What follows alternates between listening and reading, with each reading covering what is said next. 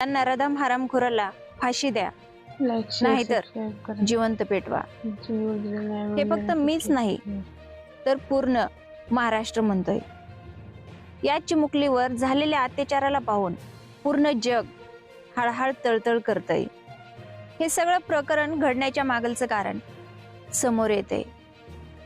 जगदीश दुसाने म्हणजे त्या मुलीचे वडील आणि आरोपी इजय खैरनार या दोघांमध्ये काही दिवसापूर्वी भांडण झाले होते आणि त्याचाच बदला घेण्यासाठी आरोपी इजय खैरनार याने जगदीश दुसाने यांच्या मुलीला दुपारी 3:30 वाजता अगवा करून तिच्यावर लैंगिक अत्याचार करून दगडाने ठेचून तिला जीव मारले.